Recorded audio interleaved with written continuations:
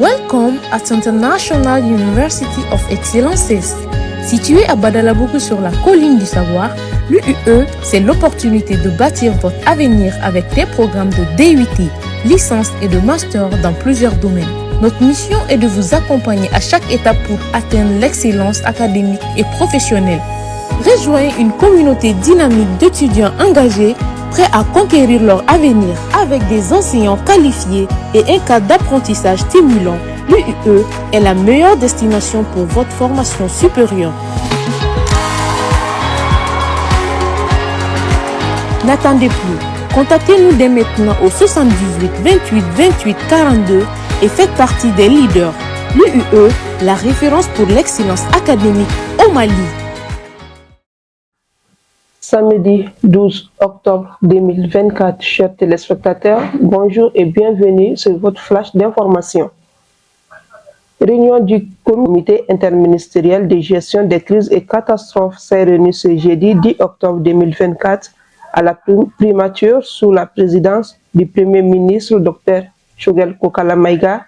La rencontre avait pour objectif de faire le point sur la situation des écoles affectées, notamment celles occupées, effondrées ou endommagées du fait des inondations. Sécurité au Mali, à Gao, les FAMA récupèrent plus d'une centaine de bœufs aux bandits armés. Les FAMA viennent de réaliser un exploit retentissant dans la région de Gao. Elles ont récupéré le jeudi 10 octobre 2024 un nombre important de bétail qui avait été volé dans une localité de quelques encablures de la ville de Gao.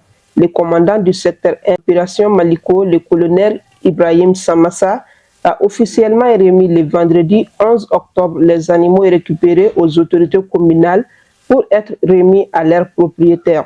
Ces derniers ont salué le bravoure et l'engagement des FAMA à restaurer la paix et la quiétude sur toute l'étendue du territoire national. Projet de loi des finances 2025, l'inclusion des dépenses électorales n'est pas une garantie d'élection. Le projet de loi des finances 2025 prévoit 80 750 millions de francs CFA pour les dépenses électorales. Le texte adopté au Conseil des ministres est soumis à l'approbation du Conseil national de transition. En attendant, la nouvelle est bien accueillie par la classe politique. Cependant, certains partis estiment qu'il en faut plus pour espérer un retour à l'ordre constitutionnel en 2025. Page sport de cette édition éliminatoire CAN Maroc 2025, les Aigles prennent la tête du groupe. Grâce à leur courte victoire 1-0 à domicile ce vendredi 11 octobre au stade du 26 mars face à la Guinée-Bissau, les Aigles du Mali se positionnent en tête de leur groupe avec 2 points d'avance sur leur dauphin, le Mozambique.